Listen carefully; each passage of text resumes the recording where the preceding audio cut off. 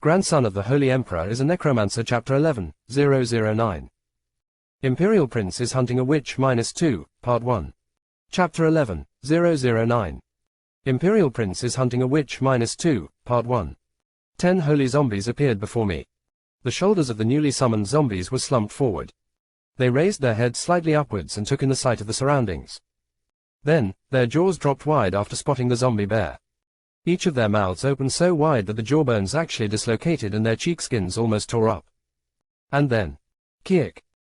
As if the hymn of a second ago was nothing but a lie, they spat out a screech far more bizarre than that of a regular undead. Their muscles wreathed and wriggled, the blood vessels puffing up on the soles of their feet pressed down on the ground. The 10 holy zombies crouched into a pouncing position, then they exploded forward by kicking the ground. They dug into the bear's defenses with astonishing a turn of speed. They speedily tore and sliced into the bear's fur and hide with their own sharp claws. Kuruk. The zombie bear turned its head in a confused manner. The damaged hide on its body began to melt down. Kiark. The holy zombies opened their maws wide and pounced on the zombie bear, biting and tearing the monster to bits. Its thick hide was bitten through as the creature's rotting muscles were extended like melting cheese before finally being severed. The 10 holy zombies relentlessly ripped and devoured the undead bear. The hulking monster howled out every time the chewing and grating noises resounded out in the cave. Its large body tottered and it began to somewhat retreat. It's working. It's working. I formed a faint little smile. I started believing that I might be able to survive this ordeal.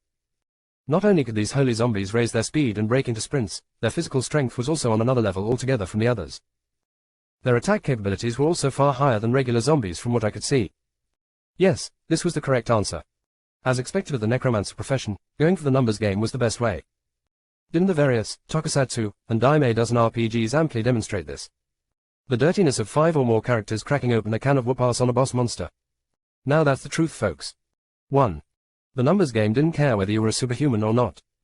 That's why. The zombie bear suddenly raised its paw and smashed down at the holy zombies. Crack. Accompanied by the sounds of something rupturing wide open, the upper torsos of 2 holy zombies got torn in half, and they flew away to crash into the rocky walls of the cave. My expression froze right there and then. I shifted my gaze over towards the broken zombies that were smashed into the walls before looking back at the zombie bear. The hulking creature smashed its paw down once more. Its wide and heavy front paw smacked and ripped apart a hapless holy zombie's body like a piece of worn-out rag. And then, while the zombies were doing their best to gnaw at the undead bear bit by bit, the dang thing simply flung its entire body at the rocky wall. Boom. 3 of the holy zombies that were clinging onto the bear were crushed flat and went splat in an instant. Maybe it was now too annoyed to care, because the zombie bear simply ignored the rest that was still clinging onto its body, and began to march straight towards me. I could only stare up dazedly at the approaching monster. I'm screwed. I had no freaking clue that this thing was so powerful. I mean, wasn't it way too overpowered even if it was a zombified bear? Whatever, I needed to get out of this place. This guy wasn't something I could fight head on. I better start running. The zombie bear's eyes abruptly widened before quickly lowering its posture. Like a spring, it leapt up after kicking the ground. Even though it possessed such a large and heavy body, it was probably the quickest out of all the predators when it came to its ability to charge forward. Huge, lengthy claws that I nearly mistook for actual scythes took a swift swipe at me. Son of a. I immediately granted the blessing on the shovel. I tried to raise my only equipment up to defend myself, but the bear's paw struck me and my entire body tilted to the side. Bang! My hands ached. No, hang on a minute, it felt more like the impact force was akin to all of my bones popping out from their sockets instead. Ook. A short scream leaked out from my lips, any semblance left of consciousness almost abandoning me. That attack just now, it was more than vicious enough to break the shovel and rip my body in half. However, a rune letter was engraved on the shovel with a faint light oozing out from it. Divine Aura has activated. Your equipment has been temporarily enhanced. What? Divine, what are you talking about? My eyes nearly popped out from their holes after hearing the message resounding inside my head. The shovel didn't break. Instead, I felt this wriggling sensation in my hands, the shovel's shaft feeling even more secure within my grip. On the other hand, the zombie bear's dangerous-looking claws developed big cracks before shattering into pieces. Of course, it wasn't as if I managed to block out the entirety of the impact. I did defend against the attack, but I still ended up crashing into the rocky wall of the cave, almost like some kind of a deflated ball. I vomited out blood as pain that could be compared to my whole body ripping apart tore through me. What the hell? I survived. I glanced down at the shovel. The shining rune letter gradually disappeared. What was it again? The message definitely said, Divine Aura, didn't it? Such a thing wasn't among the skill set provided in the game. Hang on, now wasn't the time to sweat over something like this, was it? I defended the attack with the shovel, but the intense, horrible pain from my innards made me wonder if all my internal organs had been destroyed or something. UUEUHK. I inadvertently leaked out a painful moan, my gaze shifted back to my front. I heard loud, thudding footsteps. The zombie bear was staggering towards me. At this rate, I would die for sure. I attempted to use the shovel as leverage to stand up, but I plopped down on the ground again when I tried to do so. I'm definitely screwed. I couldn't muster any strength in my legs. Damn it, if only my skill proficiency was higher. I should have at least meditated seriously and tried to absorb a lot more divinity or something while staying in the monastery. If I did that, I could have enjoyed a chance to overwhelm the zombie bear with the real numbers game. The bear switched to walking on all four legs. Perhaps realizing that its target couldn't escape anymore, its gait became rather relaxed too. The creature soon stopped near my position and looked down at me, the corners of its lips arcing up. This crazy son of a. I saw the creature's expression and realized the truth. The unknown necromancer was busy controlling this very undead right now. The bastard must have been watching everything through the monster's eyes all along. So, the kidnapped woman was definitely just bait, then. It didn't take a genius to figure out that the woman was probably dead by now. My opponent probably only wanted to show everyone that the woman was kidnapped alive. After all, keeping someone alive wouldn't be much useful to a necromancer. If she was still alive, then she might end up becoming some sort of a guinea pig, most likely. Or, she's already been killed off and turned into another undead, used as a tool to lure more hapless villagers to their doom. What a cheap and underhanded method it was. As expected of a necromancer. The zombie bear opened its maw wide. What kind of nonsense was this? I couldn't be sure of whether this was a reincarnation or possession, but here I was, already hellbound only after 3 months of living in this place. Dear Gaia. If you're watching, can't you help a poor man out for once? I mean, you're a goddess, aren't you? The goddess of love and mercy no less. In that case, you can certainly show me some love and mercy by saving my butt, right? A lovable grandson of the Holy Emperor is about to get killed, so you're really going to let just it happen? All sorts of nonsensical stuff filled up my head. I should probably blame the fear of death on this one. My complexion paled and I ended up muttering out the thoughts bubbling in my head. God damn it, there's no way I'd be rescued by reciting a dumb little prayer. Coo! The zombie bear's wide open mouth was about to pounce on me, but then, I saw it. I saw a whitish object sneak out from behind the zombie bear. No, hang on a minute, isn't that a person? Moreover, it's a girl. She also happened to carry a kitchen knife too.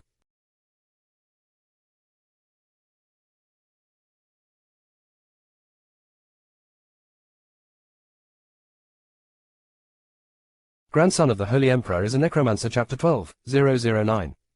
Imperial Prince is hunting a witch -2, Part 2. Chapter 12, 009. Imperial Prince is hunting a witch -2, Part 2. A stupid-sounding gasp jumped out of my mouth all on its own. Hey, where did this girl pop out from? Even as my brain failed to fully process this sight, the girl hanging onto the bear's neck proceeded to stab the knife into the creature's eye. Stab. Was it because it lost its sight now? The zombie bear howled out loudly and violently shook its head. She yanked the knife out, and then stabbed it down again in the monster's eye socket. Her movements were super quick and violent, also unnervingly precise too as she stabbed over and over again. Flesh and blood splattered everywhere. I finally regained my wits at this point and raised the shovel up high. This was my chance. If I didn't take it, then I'd really die here. Get out of the way. Did my voice get to her? Or was it because of the zombie bear's movements? The girl was flung away from the creature as if she was thrown away. She crashed roughly on the ground, perhaps because she didn't know how to land properly. Using the small gap created between that moment and the bear turning its head in my direction again, I managed to inject some more divinity into my shovel. Although faint, pure white aura permeated into the ends of the tool's blade. I summoned all of my strength and stabbed it into the creature's forehead. Stab. I was initially greeted by this disgusting sensation of contact, and that was followed by the sound of something snapping in half. Any semblance of resistance from the bear suddenly stopped. The shovel's edges pierced past the monster's thick hide and penetrated straight into its skull. And just like that, the creature stopped moving altogether like a stuffed animal. The housing used for the demonic energy to animate the undead, the skull, had been destroyed. This cut off the flow of energy from the necromancer. I glared deeply into the eyes of the zombie bear that gradually lost its light. I was sure that the damn necromancer was watching me through them even now. I spoke while staring straight into those eyes. Sit tight and wait for me, because I'ma pay you back in full for all the *T you just put me through. I then released the shovel. Boom. The zombie bear lost its balance and fell to its side. The demonic energy that made this big hunk of rotting flesh move had completely dissipated now, and the remote control was cancelled as a result. So bloody tiring. I plopped down on my butt once more. What kind of unnecessary hardship was this?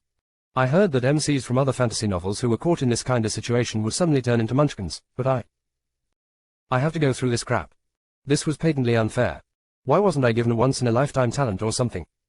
I was certain that there weren't any stories with such a sweet potato-like plot progression nowadays. 1. I sat there, inwardly complaining bitterly about the unfairness of it all to the high heavens, only to notice that someone was approaching me. I raised my head to see that it was the girl from earlier. She now stood before me. Her white hair was dyed in blood. She stared at me wordlessly with her equally crimson and sunken eyes. The bear's fur and bloody flesh remained on the kitchen knife in her hand, blood dripping down from it. What now? My words caused the girl to flinch a bit, and she for some reason raised the knife in her hand and waved it around. Her lips twitched as it formed a grin. Could it be that she was trying to greet me? Well, that's the kind of a grin a serial killer from a slasher film might actually make. I suddenly recalled the incident of me ruthlessly smacking her in the head with the shovel not too long ago. Maybe I should have held back a bit back then. You ain't trying to stab me with that knife, are you? Imperial Prince Nim. Your Highness. Are you all right? Rather belatedly, the voice of salvation entered my ears. What nice timing this was, since I couldn't even move my body properly at the moment. It'd be very difficult to emerge unscathed if I got attacked by something hostile in my current condition. More importantly, though, I needed someone to do something about this awkward atmosphere between me and the girl. The villagers eventually got to my location. They discovered the zombie bear and froze up instantly. Mr. Hunter was among the rescue party, and after taking one look at the unmoving bear, his complexion became ashen white. Isn't this the King of Gluttony? What a scary title that was. I just had to ask our Mr. Hunter about it. You know about this thing? Hunter Hans alternated his gaze between me and the zombie bear, then replied with an awkward expression on his face, "This thing is one of the most dangerous creatures roaming out here, Your Highness. It lives in the land of the dead spirits, and it mainly preys on zombies. According to him, this bastard of a bear enjoyed such a thick hide that it could easily withstand dozens of zombies attacking it at the same time. As a matter of fact, it was so scary that, were it to find a mate and get itself a little offspring, they could even hunt down an actual troll, too. That's why it was so strong, huh? Did you actually kill this thing, Your Highness?" "No, it was already a corpse when I got here." I simply shrugged my shoulders. Things might get complicated if the villagers learn that I killed the monster by relying on necromancer skills. Hang on, now that I've thought about it, there was a witness here already, wasn't there? I shifted my head and looked at the girl. She looked back at me while tilting her head. There was a pretty good chance that she saw me summon the holy zombies. However, she didn't say anything about them and simply stood there. It could be either she wasn't the talkative type or she actually didn't see anything. The villagers looked at the girl with the kitchen knife and then at me while forming strange expressions.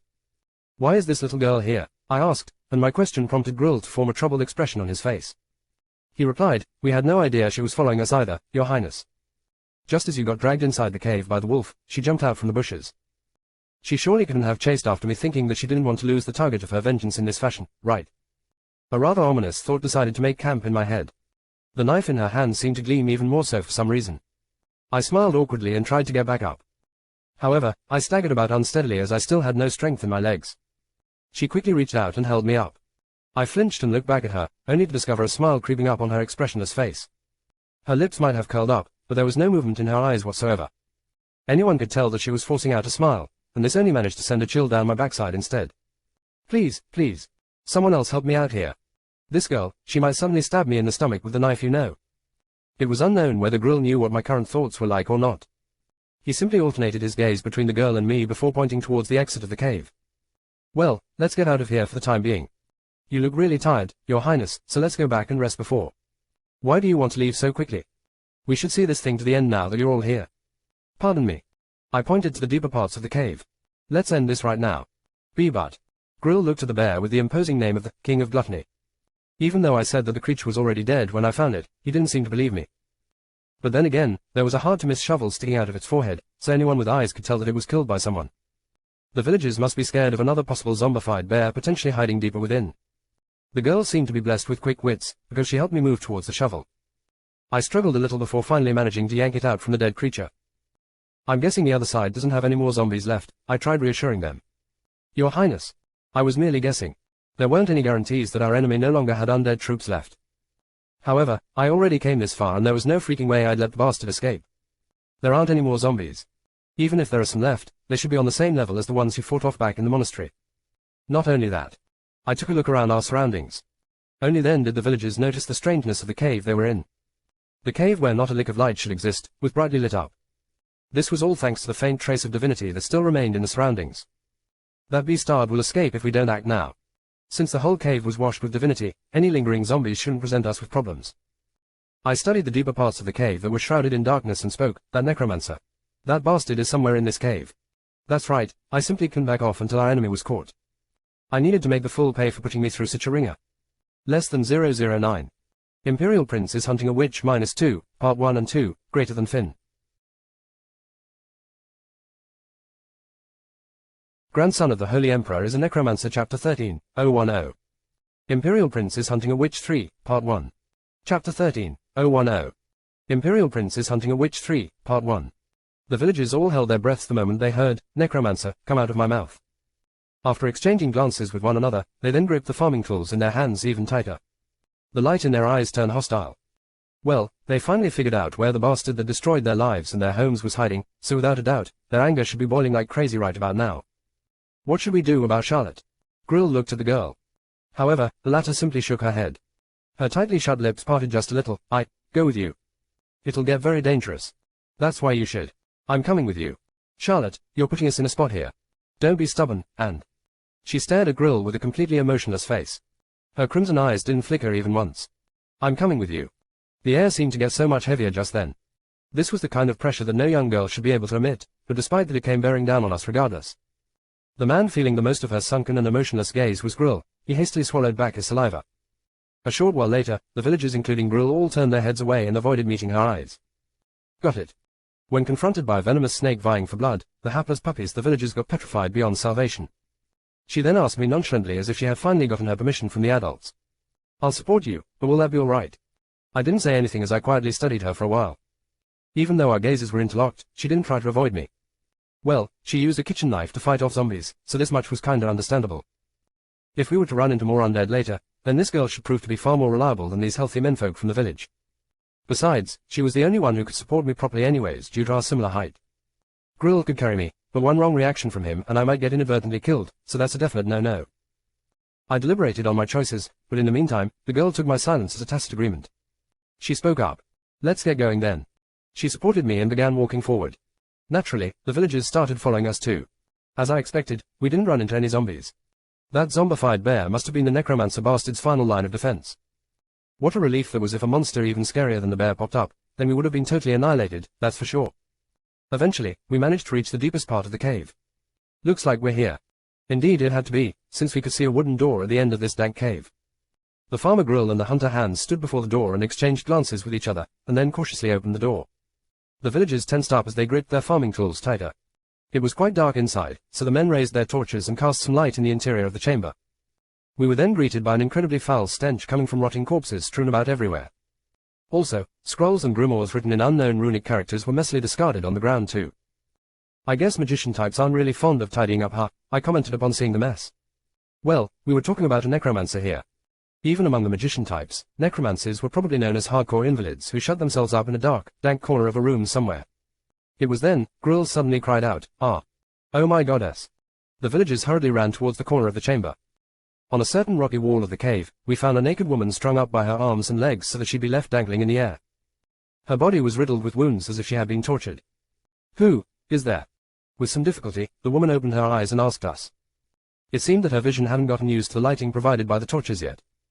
She failed to discern that these were her fellow villagers. Her question elicited loud answers from Grill and the other men. "It's me, Grill. Morian. I came to rescue you." "What are you on about?" "This is Hans. In order to rescue you, I risked my life too." I became dumbfounded at the spectacle that was happening before me. I knew that they were somewhat excited right now, but shouldn't they act a bit more rationally than this? "Hey, you lot. Before you start yapping on about stuff like that, why don't you untie her first? Looks like she's been tortured pretty good." "Ah.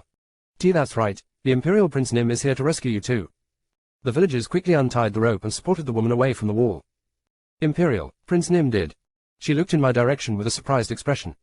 She was a looker for sure. Pale, blemish-free skin, clearly defined facial features, plus black hair and eyes which were rare in the continent. She was certainly alluring, all right. There wasn't even any need to mention her figure too, abundant breasts, hand-spun waist, and rather supple buttocks. It was like looking at a fine sculpture, really. Any hot-blooded male would dearly love to, share their love with her at least once in their lifetime. She was that kind of a woman. However, I began to massage my temples.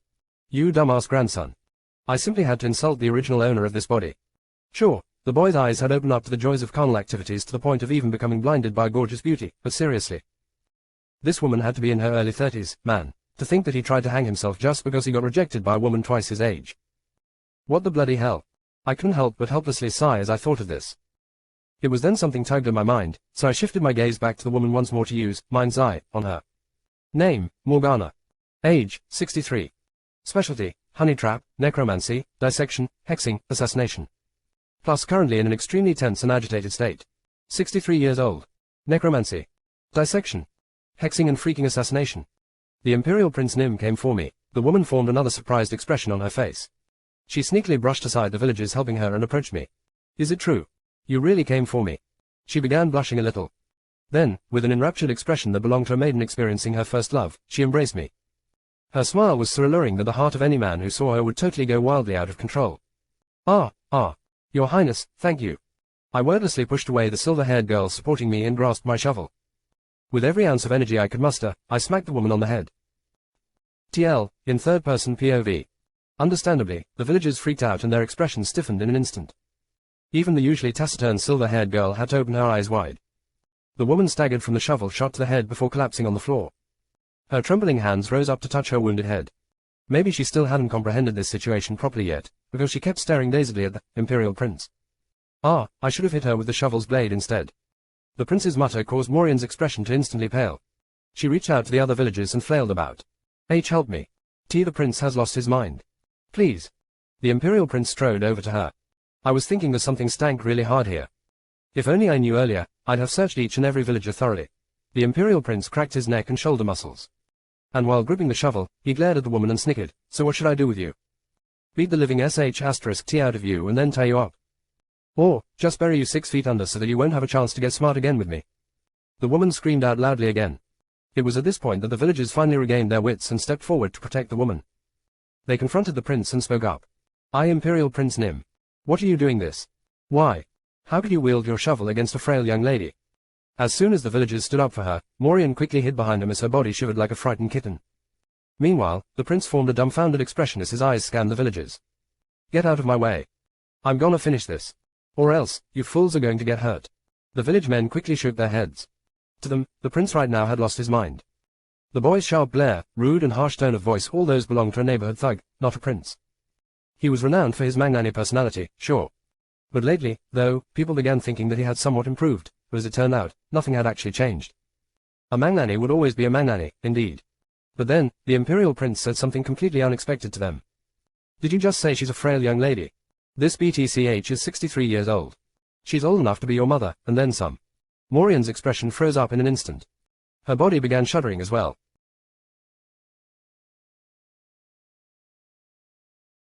Grandson of the Holy Emperor is a Necromancer Chapter 14:010. Imperial Prince is hunting a witch 3, Part 2. Chapter 14:010. Imperial Prince is hunting a witch 3, Part 2. This boy prince, what was he even saying? He knew of her real age. But how? Also, her name's not Morian or whatever. Was it Morgana? I heard that she showed up in the village 3 months ago. She must have been preparing to start this horsish tea ever since then. What a scary BTCH she is. As expected of a cowardly and cheap as *hole though. Morian's eyes grew cold right away. He even knew her real name. The villagers formed flabbergasted expressions. But that was understandable. She worked as a pharmacist in the village and saved quite a lot of villagers in the process.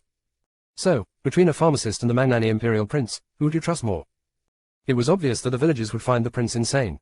Your Highness, could you please explain what you mean? The Imperial Prince pointed at Morian and spoke. To put it simply, that BTCH is the Necromancer. With this one announcement, the whole cave fell into silence. The villagers stared at Morian with hardened expressions on their faces. Even Gruel sneakily distanced himself away from her as cold sweat trickled down his face. Such a scene left Morian utterly flustered. What's this? They actually believed the words of a crazy prince. Such a thing couldn't happen though. She worked so hard for the villagers' sake until now, and yet they trusted her even less than the magnanimous prince. Morian hurriedly shouted out, "That's not true. That's not possible. I've been kidnapped by the zombies. Isn't that weird, though? It's not like they were trying to mature a bottle of wine or something, so why did they kidnap a woman and let her live? That's because I'm the bait. There's no need to keep you alive in that case. I mean, you already served your purpose when people saw you get kidnapped alive, right? There's no way a necromancer would keep a bait alive when it could potentially escape and become an annoyance later. That's because the evil magician was using me as a hostage. In that case, there should be someone else besides you here, no. Quote. Morian finally shut her mouth up. Cold sweat drops traveled down her cheek and pooled on the tip of her chin. Her trembling eyes quickly scanned the surroundings. Even the villagers that initially believed in her innocence were distancing themselves away from her. Why? Because they definitely hadn't run into anyone resembling a necromancer during their journey through the cave. The only person they met was Morian here, waiting for them. She hurriedly shook her head and stepped back. No, it's not true. I'm not lying. This is a trap. A trap laid out by that evil magician. Why don't you believe me? Sob. She covered her face with both of her hands and began sobbing away. The villagers saw this and exchanged sympathetic glances with each other. Could they have made a mistake? Such thoughts entered the villagers' heads. However, they had to change their minds the moment the Imperial Prince said these following words. You idiots, are you all wild animals or something? Don't listen to your base instincts and use your heads a bit more. You actually believe what she's saying in this situation. The prince harshly criticized them before shifting his gaze over to Grill. Hey, Grill. Do you still have any holy water with you? Do you mean your holy water? Yes, sir, I still have some left. The farmer nodded his head as he pulled out a vial of holy water from his inner pocket. The Imperial Prince snatched it away and tossed it to Morian. She hesitantly caught the vial, looking quite confused. Drink it. It's holy water. Morian shut her mouth up. Just taking one look at the holy water caused her to involuntarily cover her nose. Even though the vial's cap was securely shut, the stench wafting out from it was truly extraordinary. This couldn't have been any regular holy water. No, it must have been created by a high-ranking priest praying for several days and nights straight. Indeed, it was an incredibly dangerous poison for a necromancer who contained a sizable amount of demonic energy. You were injured all over too. You were probably tortured by the cowardly necromancer, right? Drinking that should fix you up right away. However, if you're actually the very necromancer. The moment she ingested this liquid, her innards would start incinerating. Morian took a look around her. The gazes of the villagers were now focused on her. If she didn't drink this holy water right now, things would become very bad for her pretty quickly. She lowered her gaze and stared at the vial with trembling hands. After taking the lid off, the stench stung her nostrils. Just where did that unhinged fool of an Imperial Prince get himself such powerful holy water? She now could tell that the liquid was imbued with an otherworldly amount of divinity. She then abruptly realized that the divine power used within the cave couldn't have come from an ordinary priest too. This bastard of an Imperial Prince, something about him had changed 3 months ago. She deliberately loosened her grip. Clang! Smash! The vial of holy water so naturally slipped out of her grasp and shattered on the floor. Morian feigned shock and shouted out, oh no. I was too tense and lost my grip. There's no need to fret. The Imperial Prince glanced at Grill once more. The farmer hesitantly looked around and pulled out 3 more vials of holy water. He had enough spares on hand, in other words. This sight caused Morian's complexion to considerably darken. Her eyes trembled greatly, agitation clearly written in them. You son of a BTCH of an Imperial Prince. She gritted her teeth. This was a complete unexpected turn of events. She was supposed to assassinate the exiled prince, but had now found herself in danger instead. In order to dispel the villagers' suspicions, she behaved like a saint and worked as a pharmacist for the past 3 months, but everything had gone down the drain in one moment, just like that. It was almost time for the tide of death to rise up from the land of the dead spirits. The Holy Imperial family wouldn't have enough leeway to investigate the death of the prince, in simple terms. She planned this event to coincide with that very moment, but now, things had become tangled up beyond repair. Morian's eyes slowly shifted over to the wall behind the Imperial Prince. This was where the only exit of this cave could be found. Her gaze then gradually lowered to the floor. The glass vial that used to contain the holy water had shattered into several sharp pieces. Although there were traces of holy water on them, if she roused up all of her demonic energy and dyed them with her blood, she was confident of changing their nature. Her previously terror-filled expression suddenly crumbled away. The corners of her lips curled up, and with madness-filled eyes, she glared at the prince. You stinking Imperial Prince dog. Was it because of those words? The villagers immediately pounced on her. See, catch her. Unfortunately for them, though, the first one to make a move was Morian. She quickly picked up a glass piece from the floor. Her skin burned away from the holy water. She quickly injected her demonic energy in the glass and pounced at the Imperial Prince. Blood oozed out from her hands, and she quickly scattered it all around the boy. As the blood dyed the floor, she quickly recited the spell in her head. It was a necromancy spell, one designed to summon an undead stained by eternal resentment. Demonic energy rapidly escaped from her body. Her once firm skin instantly shriveled up to form countless wrinkles.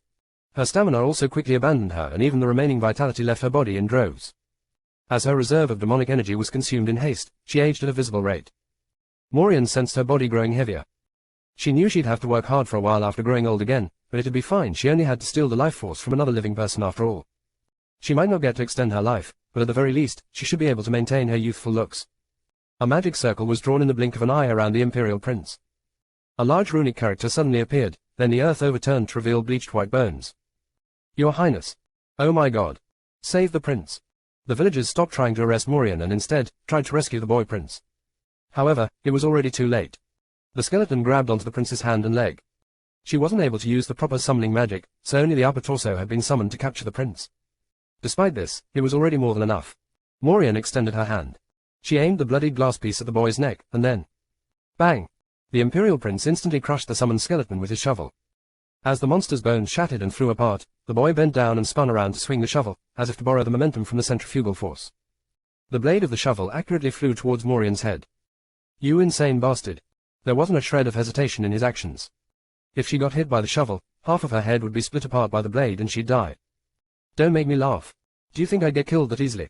Morian gritted her teeth. She was an assassin after all. Starting from a young age, she learned necromancy, hand-to-hand combat, as well as assassination techniques from the Black Order. This level of attack from the young boy was nothing to her. She simply ducked her head lower and dodged the shovel. It was finally done. The prince was now exposed after making such a huge move. If she went in right now and cut the boy's neck before making her escape. It was then. Something approached Morian from her side with frightening speed. A set of slender-looking fingers suddenly grabbed her hair as well as her scalp. Pain accompanied her senses soon after. The unexplainable oppressive pressure caused Morian to look towards her side. A girl with platinum white hair was glaring at her with a pair of goosebump-inducing red eyes. Ha! The girl held Morian's head in her grip and slammed it down hard on the ground. Less than 010. Imperial Prince is hunting a witch 3, Part 1 and 2, greater than Finn. Grandson of the Holy Emperor is a Necromancer Chapter 15, 011. Imperial Prince is hunting a witch -4, Part 1. Chapter 15, 011. Imperial Prince is hunting a witch -4, Part 1. Bang! Morian's head smashed into the hard, cold stone floor. Her teeth came loose and her nose bone broke. The girl then brandished her kitchen knife and brushed it against Morian's neck. Accompanied by a chilling sensation, the skin on Morian's neck split apart slightly, and blood began dripping out a little between the cold metal and human flesh. Since Morian studied human anatomy, she immediately realized that even the slightest resistance would result in her artery being cut wide open. She was suppressed even before she had enough time to even shiver from fear. The Imperial Prince looked at the platinum-haired girl with a surprised expression before walking over to Morian. Man, that surprised me.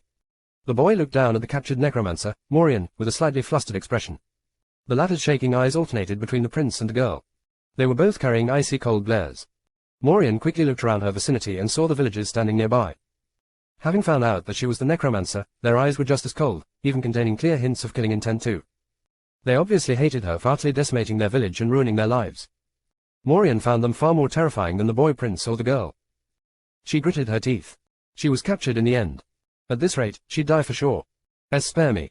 The villagers wouldn't let her live. She was the culprit who caused the deaths of all their loved ones, after all. If she wanted to live, then she had no choice but to appeal to the Imperial Prince. Even if she sounded shameless, she needed to beg for her life here. What do you mean, spare you? You were so busy trying to kill me, you know. You getting tortured before being burned at the stake wouldn't be enough to make me feel happy here. The Imperial Prince slightly waved his hand. The platinum-haired girl must have understood what this gesture meant, because she began pushing Morian's head down even harder against the ground as if to protect the prince. It felt as if Morian's skull might shatter from the sheer physical force alone. Such strength couldn't possibly have come from the small hands of a young girl. Oh my god. Just who is this girl? Where is she drawing this monstrous strength from? Morian couldn't budge an inch anymore. It was clear that her opponents didn't plan on letting her off the hook. Without any doubt, she'd be reported to the Theocratic Empire. The relevant authorities would be informed that an assassin dared to harm the grandson of the Holy Emperor. She became desperate after thinking about her future. She wasn't just any other criminal, and if the Imperial Court really got a hold of her, then it wouldn't simply end with her execution. Please, I beg of you, let me go. The corners of the Imperial Prince's lips twitched. Why should I? I finally caught you after going through so much crap, meaning I don't have a reason to do so. Why should I spare ABTCH who tried to kill me earlier anyway? Morian gritted her teeth. She needed to survive. In order to do that. If you let me go, I'll tell you everything. I'll tell you who ordered me to kill you. Aren't you curious about that? Kill me. The Imperial Prince looked stunned at this sudden revelation. But that made sense since this particular prince already had no chance in becoming the successor of the Holy Emperor. He had been basically abandoned by his family. So it was a little wonder why he'd be surprised to learn that he had become a target for assassination. Hope began blooming in Morian's heart upon seeing the changes in the prince's expression. If she played her cards right, then she might get to seduce this naive young boy again and escape from this situation. Her confidence shot up since she had already charmed the boy once before. That's right. I was told to seduce you and make it look like you killed yourself. It wasn't suicide. The Imperial Prince seemed flabbergasted, but regretfully, that was all. He might be confused by these revelations, but he showed no signs of any willingness to let her go. This wouldn't do. What she did wasn't enough to convince him. She needed something far more stimulating. Morian quickly recalled the reason why the Imperial Prince had been banished in the first place. He was just a naive and immature kid, yet his interest towards women was in full swing. He was dumb, and extremely easy to seduce too. That's why. You were interested in me, weren't you? I can become your slave. If you want, you can do whatever you want to my body. She should continue seducing him. He was a boy going through puberty. He'd definitely show a reaction when a healthy and slender beauty was seducing him. I'm not interested in fooling around with a 60-year-old granny. Maureen bit her lower lip. She was currently in an aged state, so this sort of response wasn't that surprising. She couldn't seduce anyone with her current appearance. In that case, she should try that. I won't tell anyone. I won't tell anyone about the magic you used earlier. This boy, he summoned zombies. She wasn't sure how he did it, but well, if rumors of the Holy Emperor's grandson summoning a bunch of zombies got around, then never mind the grandson in question, even the Holy Emperor would feel the heat. If she used this fact to negotiate with him, then... Ah, that's right. This BTCH, she saw that, didn't she? The glare in the prince's eyes grew even colder. Something went wrong just now. Maureen needed to retract what she had said or else. Just as she hurriedly opened her mouth, he forced his shovel inside her jaw instead. Maureen's trembling eyes were now looking up at the prince. I advise you to reply promptly to the questions I'm going to ask you now. If you get it, blink once, the boy said. Maureen blinked her terror-filled eyes. 3 months ago, were you the one who hung me up on the tree? She blinked her eyes once. Back then, she seduced the imperial prince and lured him into the forest. The dumb prince fell for it and followed after her. She then subdued the foolish prince who showed up all alone and hanged him on a tree, thereby making it look like a suicide. In case something unexpected happened, she even confirmed that his heart stopped beating too.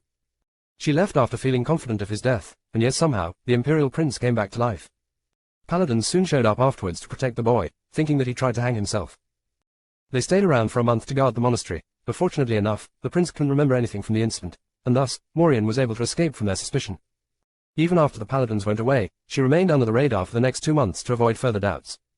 And the result of all that was this. The imperial prince sighed in relief. So that's what happened. He formed a bitter grin and threw out the next question, the one who wanted me dead, do you know who it is? Maureen remained still for a bit there, her eyes wide open. She didn't know who it was exactly. However, she could speak about the organization she was a part of instead. The imperial prince seemed to have read her mind, seeing as he raised the shovel up a little. Oh. In that case, what is it that you wanted to tell me then? Now that her mouth had become less restrained, Maureen was able to speak what was on her mind, the organization I belong to. What's the name? It's the Black Order. They ordered me to assassinate the 7th grandson of the Holy Emperor. The answer came out way too easily. In fact, it was even more suspicious precisely because of how quick she fessed up. That came out way too easily. I don't believe you. Rather than being caught and tortured by the Theocratic Empire, being honest is far more preferable right now, Maureen replied. The Theocratic Empire's heresy inquisitors were basically a bunch of inhumane demons. They were supported by not some piffling little organization, but the entire empire. As far as the human physiology was concerned, they possessed far more intimate and detailed knowledge than the necromancers who dealt with death itself. Such as, how to not kill a person while still inflicting the maximum amount of pain, or how not to destroy one's mind while still placing the poor person in the maximum load of stress, etc., etc. Their mercilessly cruel and evil torture methods were infamous for making 99 out of 100 confess their crimes. They would torture you until they got the exact information they wanted, and then, they would start performing strict and precise live experiments until the victim's life ran out. Basically, they were worse demons than the necromancers. They were a group of people clearly at odds with how the holy men and women of faith should behave, in other words. So you want me to spare you with only this little information? Please let me go. I beg of you. Once I'm certain of my safety, I'll provide you with all the info I can on the Black Order. I'll even report back to you on who wanted to kill you. Who'd be dumb enough to believe that? This had to be a lie, that's what the Imperial Prince thought. If you want, we can perform the soul contract. I mean, it'll be troubling for you if your magic gets known to other people, right? The soul contract.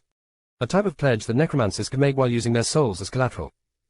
A promise would be made by risking a certain amount of one's remaining lifespan, and in case the promise was broken, the contract ensured that one's soul would be torn to tiny little pieces. Maureen, now in the appearance of a shriveled-up granny, pleaded with him desperately. The prince looked at her and nodded his head, as if he too agreed with her sentiment. Right, if that gets out, things will become annoying for me too. Why, you see. Soon, paladins will show up here after realizing that something has gone wrong. It would be infinitely more preferable to kill herself rather than get caught by those bastards. Let me go before they show up, please. If I were to get dragged before the Inquisitors, they'll find out about the magic you used and that's why it's dangerous to let you live, right? My bad, but why don't you just die instead? Maureen's expression hardened upon hearing this. The young Imperial Prince was grinning right now. The way the ends of his lips curled up, that was definitely not the smile of a devout cleric who worshipped a deity. No, that was a cowardly, vulgar smirk that belonged to a devil. This bastard, he never planned to let her live from the beginning.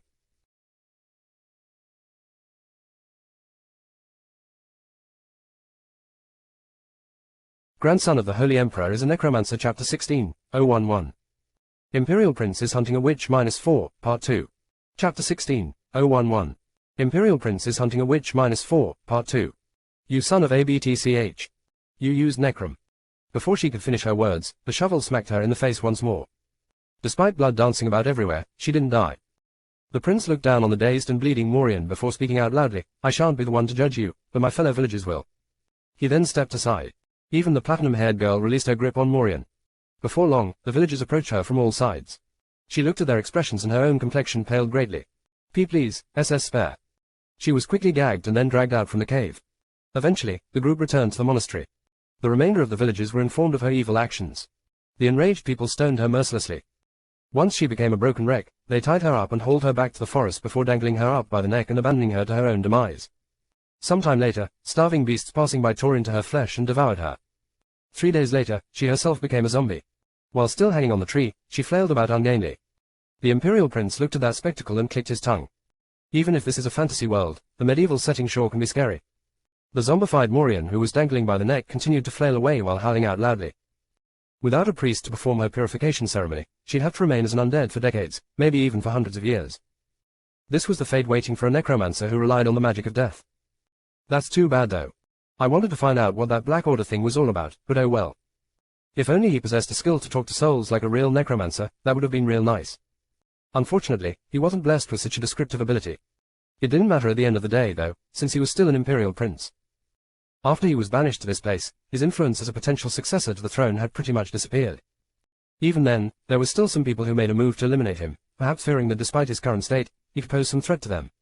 If that was the case, then he could certainly think of a few likely suspects. Such as my brothers, his siblings from the Holy Imperial family who were eligible to inherit the Holy Emperor's throne. It was possible that they were targeting him.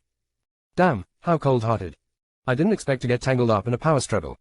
The Imperial Prince clicked his tongue again as he shook his head. Nevertheless, the curtains on the Witch Morgana incident had closed with this. They were in the northern frontiers land of the dead spirits. The time for the tide of death, the moment when the instincts of the dead awoke, were closing on them once more. Charlotte grew interested in the boy referred to as the Imperial Prince. During the defense against the zombie horde, and during the mass funeral, she observed him from a faraway distance. She heard stories about him. One of them being that while she was still unconscious, the prince took care to move the remains of her parents and sincerely performed their funeral. She quietly watched the boy prince tirelessly perform numerous funerals throughout the night. Even when everyone was dog-tired, he didn't rest and continued to work. He prayed with great care so that the dead souls could find some peace in their afterlife. While seeing him like that, she felt a certain frustration well up in her chest. He was her life's savior, her benefactor. And he was also another type of a savior, who saved her parents by performing their funeral rites. What kind of person is the Imperial Prince? Charlotte's question was answered by the older girls and aunties of the village. He was a magnanny, a maggot, an irredeemable trash, a dumbass who killed himself after failing to seduce a woman. All sorts of criticism aimed towards his direction were whispered right into her ear. She frowned deeply after hearing them all. This wasn't what she wanted to find out. Charlotte ended up glaring at the village's womenfolk. Well, it does feel like he's somewhat changed since 3 months ago, actually. Yeah, he performed my father's funeral with such care back then, too. That's right, he even saved everyone this time, didn't he? They were grateful towards the Imperial Prince Nim. And they also seemed to be relying on him, too. Charlotte recalled the time she supported the Prince Nim back in the cave. He was so small and young. Indeed, his figure felt tiny and very light. He was even more immature than she was, with a face that looked younger than her. And yet, with such a small body, he fought off against that huge bear. Even though he was injured badly, he still tried his best to rescue the kidnapped woman. He's actually very caring. But then, that woman named Morian betrayed his faith in her. She lunged at the boy prince and tried to kill him. Charlotte quickly stepped in to stop that from happening. It all transpired in the blink of an eye, really. By the time she regained her wits, she was already leaping high in the air, grasping the woman's hair, and then slamming the woman's head down on the floor. She even pointed the knife at the woman's throat, almost slicing it wide open. She herself was shocked by her own agile movements. Was my body this light from the beginning? As it turned out, the woman was a necromancer. Charlotte found that out after the woman and the Imperial Prince conversed for a while. Charlotte couldn't understand what they were talking about, but she was sure that this female necromancer was targeting the prince's life. And for that purpose, many villagers had to die. The Imperial Prince didn't forgive such a person. In the end, Morian was hung by her neck in the forest while she was still alive. It was a truly gruesome fate. That's how this incident came to an end. Charlotte and the rest of the villagers began rebuilding the village and hunted down the still unaccounted for zombies. Then, they helped the Imperial Prince perform the funerals for the dead. When the situation had somewhat normalized, Farmer Gruel came to speak to her. Charlotte, if it's all right with you, why don't you stay at my place? He smiled awkwardly while asking her. She had no place to stay anymore, and that's why she nodded her head to express consent. But still, she looked in the direction of the Imperial Prince in the monastery. Is there anyone there helping the Imperial Prince Nim? Helping His Highness? What? Ah, you mean as a gravekeeper? She shook her head.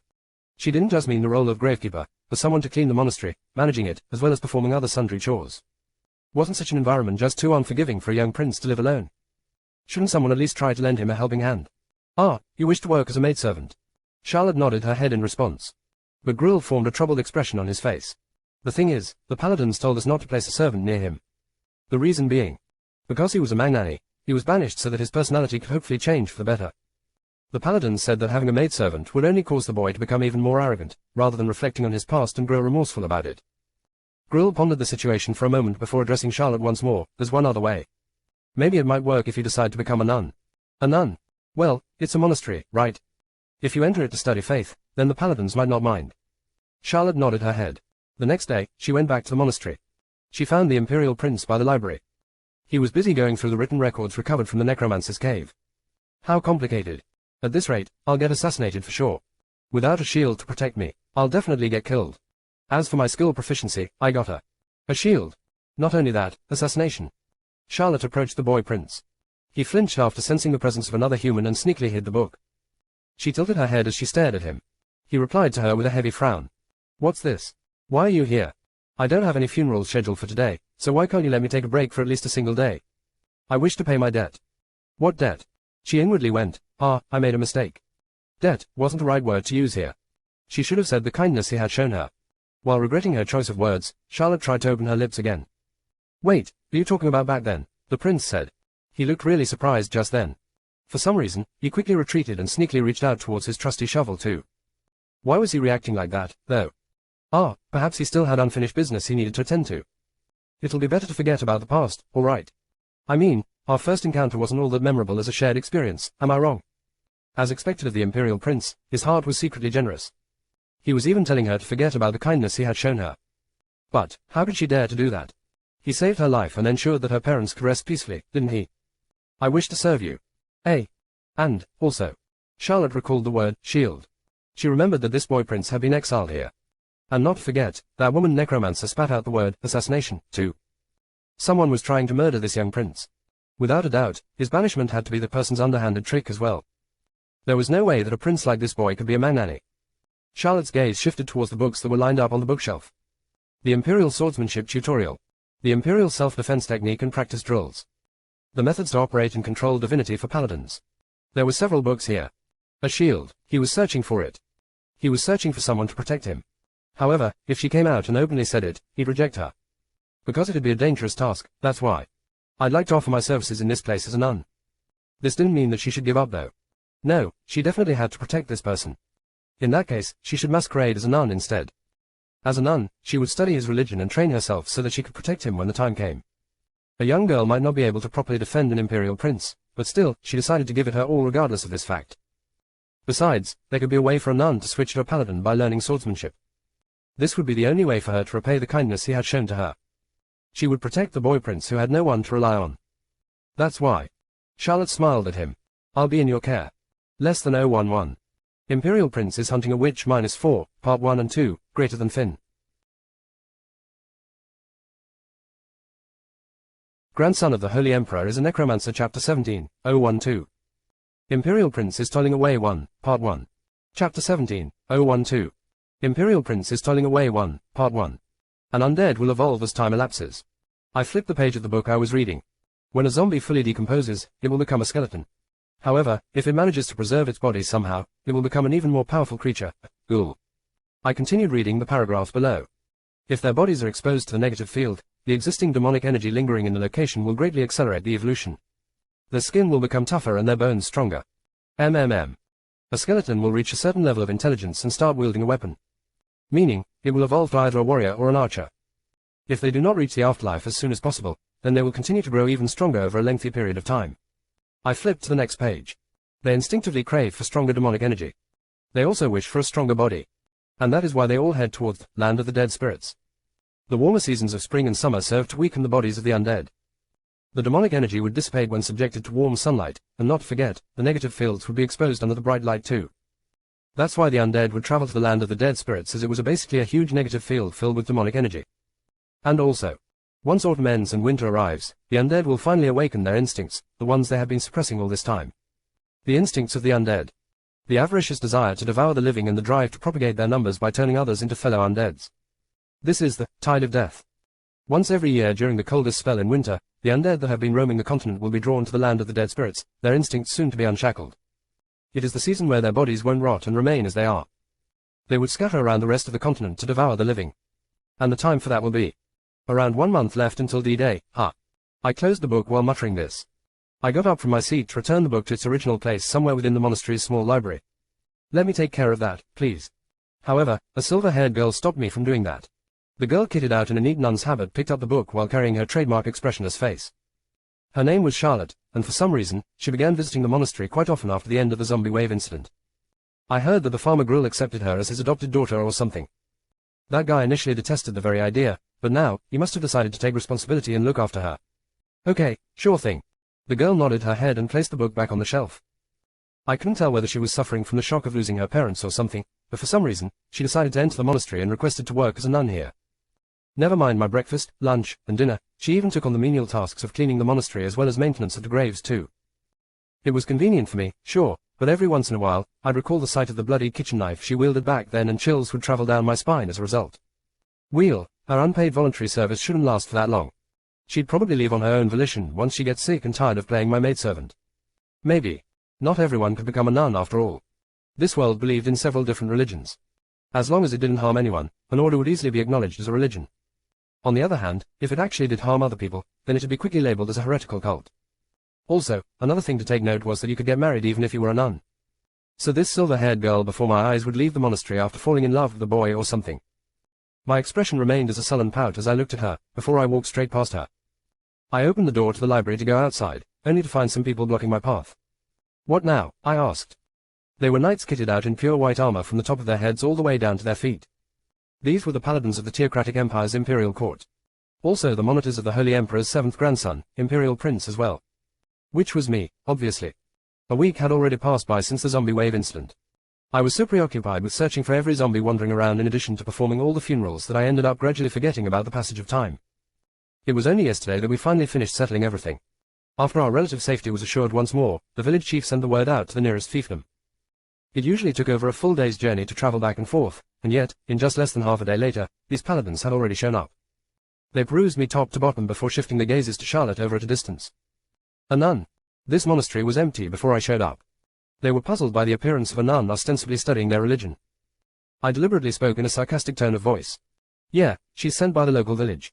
She's also studying the faith quite diligently too. She's volunteering her services for my sake. And she doesn't seem to care whether it's day or night either. Not to forget, she even made sure to take care of my meals during breakfast, lunch, and supper, too. Well, what can I do? She's not a servant, but a nun. How can I reject a fellow believer in the goddess, right? I continued to speak in a slimy tone of voice. The head paladin looked away from Charlotte and stared at me. We were informed that you captured the witch Morgana. Would you look at this guy? Not even a simple greeting, but straight to the topic, eh? Are you taking me lightly just because I lost my status as the Holy Emperor's successor? That's right. The villagers caught that damn woman. Yes, we heard, he spoke without a hint of emotion like a cyborg while nodding his head. We heard that along with the villagers, you fought tooth and nail for their survival. I fought tooth and nail along with the villagers. Well, if you're talking about the battle against zombies near the monastery, then. We also heard that they surrounded the King of Gluttony and fought it off with their farming tools. Despite having hundreds of zombies surrounding him, the villagers still managed to defeat the undead in the end, and eventually located the Necromancer. Quote. Especially so for that man named Grill. He said he defeated over 30 zombies and even cast holy water on Witch Morgana, thereby driving her to a corner. Grill, oh dear Grill, since when did you become such a fearless farmer capable of spewing bullshit to that degree? I guess the sight I witnessed of you sobbing and wailing like a little baby, unable to even properly take down a single zombie, was all a lie. I had no idea that you had tendencies like those Munchkin MCs that hide their powers for one stupid reason or the other. I know it's all an exaggeration, but, the head paladin continued on while his gaze shifted over to the monastery's window. He could see the newly erected graves that went up over the past 7 days containing several hundreds of the dead. But, it seems to be true. That's just pure exaggeration. You're supposed to be a paladin, right? You shouldn't just haphazardly believe every story a stranger tells you. Of course, this guy wouldn't even dream of a possibility that I killed all those zombies by myself, which includes the King of Gluttony too. It might have been heavily exaggerated, but the tale wasn't a lie since the villagers really did help me during the struggle. Anyways, you probably didn't come here to confirm that. Am I wrong? I said with a little scowl. Were you aware that Morgana was affiliated with the Black Order? Yeah, she told me after I interrogated her. What the hell? I could have learned that from these guys instead. That Mauryan woman, she was talking like it was the greatest secret in the world or something. She was a truly malicious, vicious villain, suspected of decimating 5 other villages in the past. Wowzers, she's actually a genocidal witch. Oi, what the heck? I was fighting against such a crazy BTCH. What happened to the witch, Your Highness? Didn't you hear it from the villagers? She was beaten up half to death and got hung in the forest. Did you do that, Your Highness? Nope. I immediately denied it. Are you mad? How could I, a young boy with a frail heart, do something so cruel and savage? My heart is as pure as a maiden's. Naturally, I didn't say what was really in my head. This guy would definitely start retching if I did just that. Which was why I went with a different routine instead.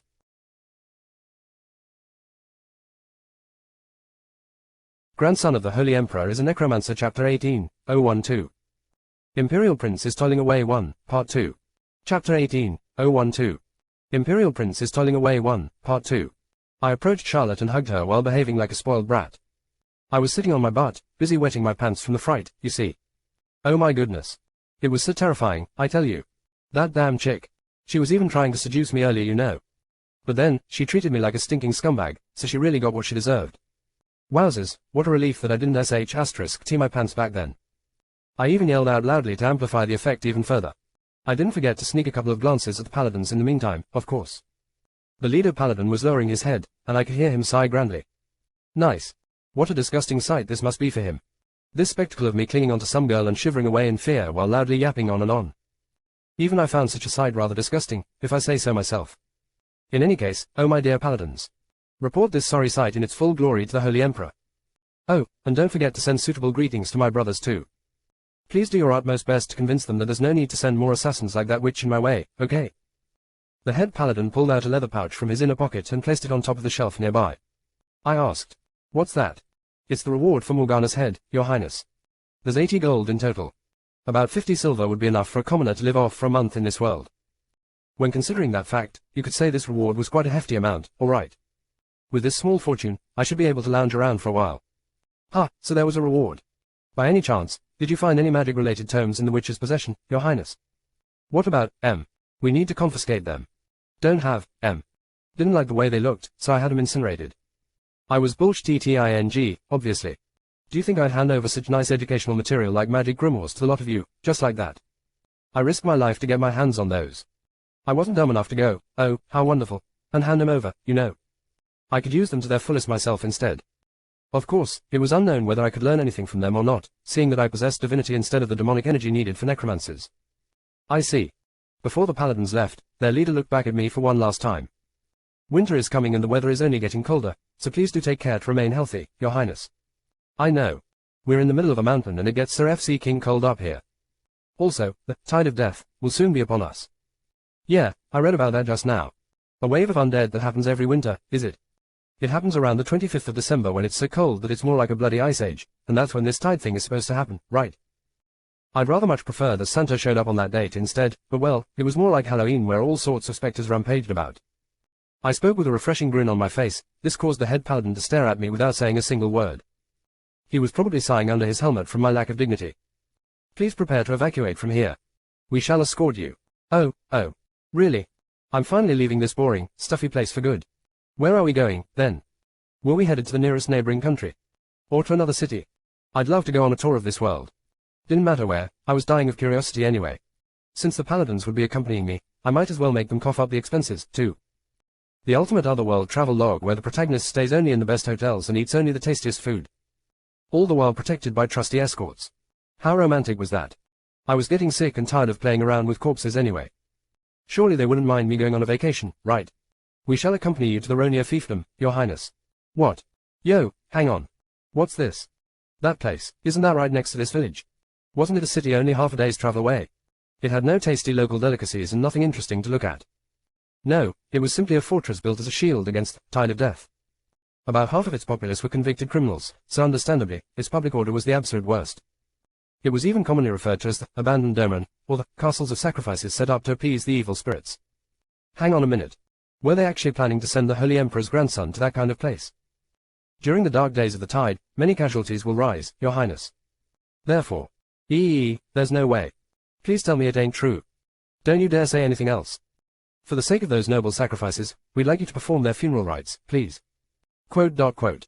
This is the will of His Majesty, the Holy Emperor. Oh. My. God. It wasn't just, you, go there, but instead, you, go there and perform hard labor. Ah, you crappy rotten grandfather of mine. Well, you aren't my real grandfather, but biologically we're still blood-related, anyway. Are you planning to kill your poor grandson through overwork? Wait, could it be that Morgana was sent by him instead? I could only sincerely pray that wasn't the case. If the Holy Emperor decided to kill me for real, then I'd die without making a sound, that's for sure. Once the paladins left, the villagers came to see me. They were hammering away. Tools and materials were quickly brought in as the worn-down and weathered furniture were taken out. The monastery was currently going through the necessary renovation, repair work. What a relief that it'll be the undead attacking us and not some bandits. The undead advancing forward due to the tide of death will ignore run-down houses or buildings that lack tangible signs of life. This meant that the village or the monastery would be spared as long as no one remained in them. So, there was nothing to lose by fixing up the old building and filling it up with new furniture. These are the village's best carpenters. Although it won't be like a brand new building, they should at least ensure that there are no more leakages and help prevent the roof from collapsing. The village chief showed up to honor our prior agreement. Not only did he bring people to fix the monastery, he even brought along enough firewood to last through the winter too. As a bonus, there were new ingredients for food waiting for me to collect them as well. Cooking used to be my hobby in my previous life, so you could say that fooling around with the various local ingredients found in this world had become my new pastime. Having said that, Charlotte was taking care of my meals lately, so I didn't really have to lift a finger anymore.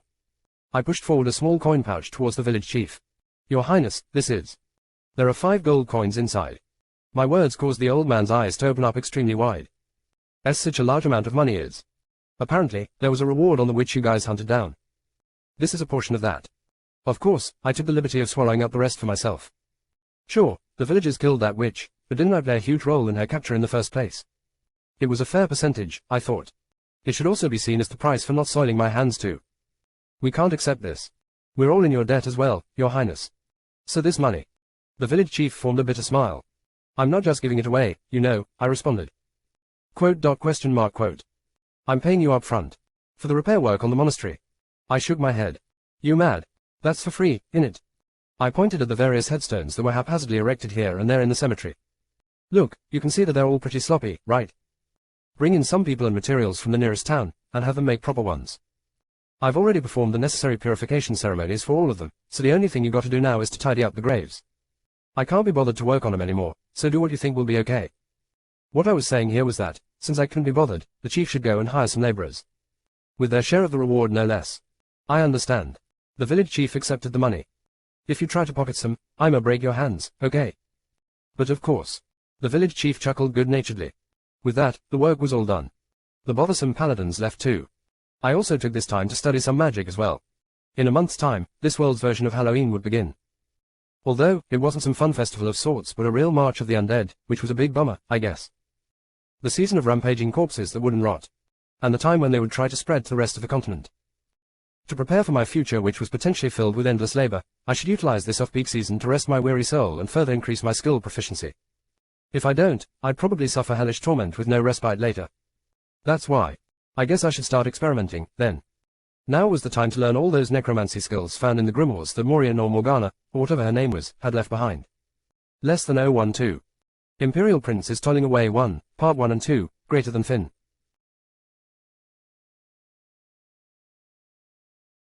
Grandson of the Holy Emperor is a Necromancer Chapter 19, 013. Imperial Prince is toiling away -2, Part 1. Chapter 19, 013. Imperial Prince is toiling away -2, Part 1. The time to relax eventually came to an end, and the peak season arrived with vengeance right at my doorstep. From here onwards I needed to steel myself and perform a continuous stream of one funeral after another. Not only that, I'd be doing that during the coldest and harshest time of the year too. We came here to escort you. The paladins showed their mugs again as promised after a month. I wrapped myself in a cheap blanket and climbed aboard the horse-drawn carriage. God damn it, it's so freaking cold. I might get frostbite while working in rubbish weather conditions like this. It'd be a huge relief if I didn't have any of my limbs cut off from a hapless mistake or something. After going past the forest of the steep mountainside, we finally reached the village nearest to the monastery. The villagers had all packed up their luggage and were slowly marching out of their homes as well. Grill and Charlotte were also among the group. She was carrying luggage far bigger than herself, which was quite an amazing sight to behold. She saw me in the carriage and bowed her head a little, either out of respect or as a casual greeting. Wow. Hey you. You're pretty strong, aren't you? Probably much stronger than me, right? I inwardly clicked my tongue. All the villagers here were also evacuating to the Ronia fiefdom, to escape from the upcoming tide of death. Just how big is the scale of this tide of death anyway? I had this feeling that most of the books I read about this subject were works of pure unbridled over-exaggeration. However, if it really was as dangerous as they say, then it had no doubt become rather troublesome for me. The exact scale is still unknown, Your Highness. However, we are certain to be attacked continuously for a month to coincide with the coldest day of the year. Last year alone, we had about 5,000 undead creatures showing up to attack the fortress over the span of 1 week, and on December 25th, the day when the Necromancer King died, we recorded the highest number of undead throughout the tide itself. 5,000, was it? How many people are stationed in the fortress then? The Ronia fiefdom boasts a combat force of about 20,000 strong at all times, with more convicts regularly being shipped in to supplement that figure. We also have additional criminals, numbering around 2,000 or so, scheduled to join our ranks in the near future, Your Highness. Well, in that case, it shouldn't be all that dangerous, right? I shifted my gaze over to the distant fiefdom. Unfortunately, the fortress wasn't as big as I had hoped. It was rather shabby, if I was being brutally honest with myself. The castle walls were actually a collection of wooden palisades and stone barricades, and they were only around 12 meters high. But they still surrounded the fiefdom with nary a visible gap, as if to emphasize their role of protecting the city hiding within. This place was referred to as the Castle of Sacrifices, right? The place where all the sacrifices were gathered to placate the anger of the dead. If only these walls were like the wall from the game of XX. With the authority of the Holy Emperor, a fortification wall that dwarfed the Great Wall of China in scale could have been built already. Of course, building such a grand wall didn't mean its enormous length could be effectively policed, and if one spot were to receive a focused attack, the wall would have been easily breached anyway. This was why it was wiser to gather the living, to lure the huge hordes of the undead to a single spot, and stop them right there and then. 1 month. In 1 month's time, the tide of death would significantly weaken. If we managed to endure that long, that was. And, when the warmer spring and summer season arrive, the dead would shuffle back to the far north once more, to the land of the dead spirits in order to preserve their bodies from rotting away and to gather more demonic energy in the process. There really are a lot of convicts here, I commented. A lengthy procession of shackled together prisoners and slaves were being ushered into the Ronia fiefdom at a similar time as our traveling group. They were the so-called soldiers, who were assigned to defend against the soon-to-be arriving tide of death. Every single one of them were supposedly serious felons saddled with heavy sentences, such as capital punishment or life imprisonment.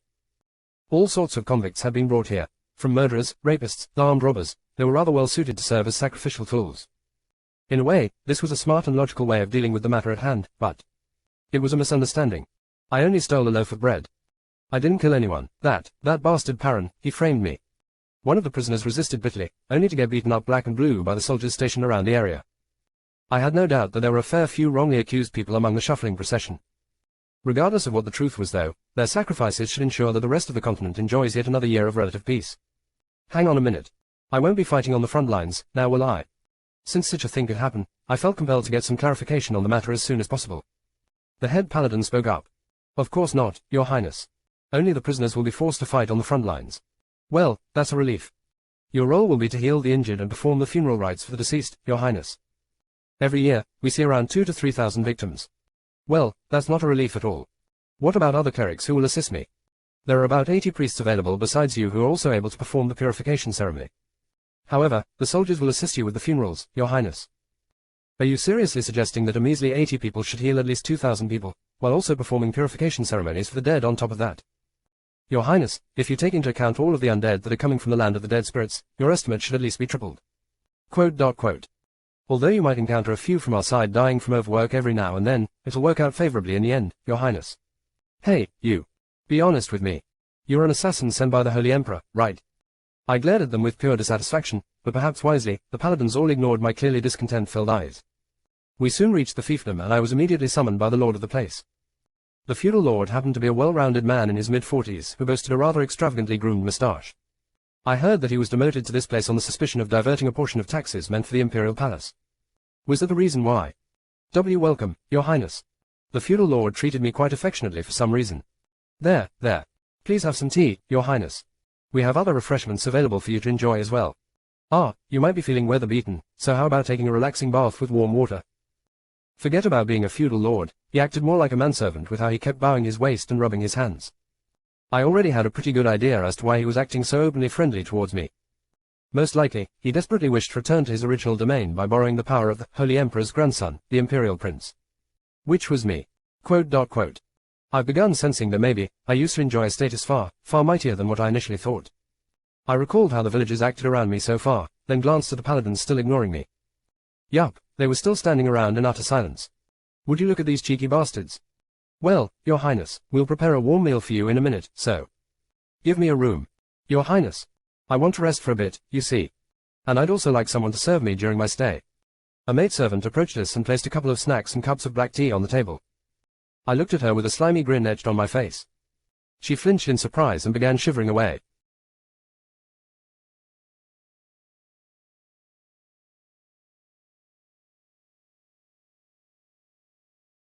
Grandson of the Holy Emperor is a Necromancer Chapter 20:013. Imperial Prince is toiling away -2, Part 2. Chapter 20:013. Imperial Prince is toiling away -2, Part 2. This caused the feudal lord to form a troubled expression on his face, then he sneaked a glance at the paladins. He said, "Why, Your Highness, that might prove to be quite problematic." An evil feudal lord wouldn't have hesitated to serve up a measly little maidservant as a sacrifice. However, what with the paladins tasked with being my monitors hanging around us during this little meeting, you wouldn't be able to do something so blatant like that. This feudal lord was really quick on the uptake, and I like that. That's right, it would indeed prove to be problematic if a maidservant came to visit me in my room at the wrong time. That could potentially end up as a huge problem for me. Don't be mistaken. I merely wish to relax, that's all, I reassured him. The feudal lord formed an awkward smile. Aha, ha ha. Is that so, Your Highness? In that case, please allow me to show you to your quarters. He jumped up from his seat and called for his servant. Meanwhile, I sneaked a glance at the head paladin. He was observing me through the holes of his helm. I could just about sense him furrow his brows.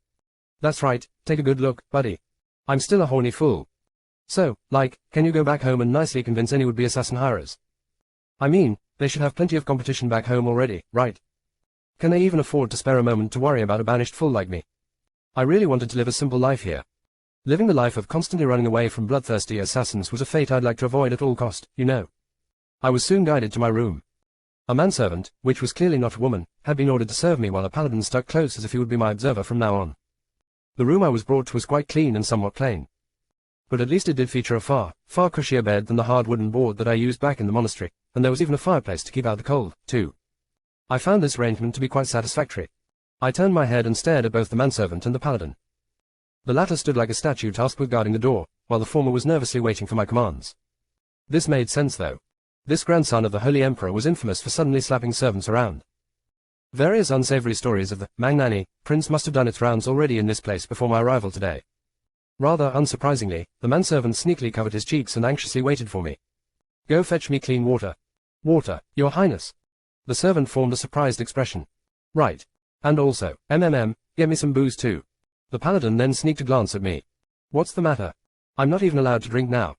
He shifted his gaze away and returned to his duty. Hang on a minute, could this guy be a bloody Terminator instead and not a human being? Not too long afterwards, the servant brought along a bottle of liquor and some water that I requested. Oh, thanks. You can go now. Thank you, Your Highness. He quickly closed the door and escaped from the room. I then carefully studied the room again. This world shouldn't have hidden cameras or stuff like that, right? I wanted to make sure, but since I couldn't sense any divinity, demonic energy or mana in the room, I should probably be fine. I went ahead and emptied the bottle down the toilet. Then, I poured the water into the empty bottle before injecting divinity into it. I'll die of overwork if things go the way I imagine. Only 80 priests were stationed in this place, and we were tasked with purification ceremonies meant for several thousands. Are you bloody insane? Priests were supposed to be upper-class citizens in this world. But despite that, what a crazy notion of slave labor this was.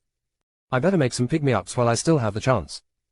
This world unfortunately didn't have energy drinks like Re*B*LL, or Bacchus. So, it would be a smart thing for me to self-create some and then drink them later on. Sure, it was tiring to create holy water, but nothing came close to reinvigorating one's body stained by extreme bouts of fatigue. 1. And I should take a closer look at this thing too. I extracted the Necromancer's grimoire from the empty air.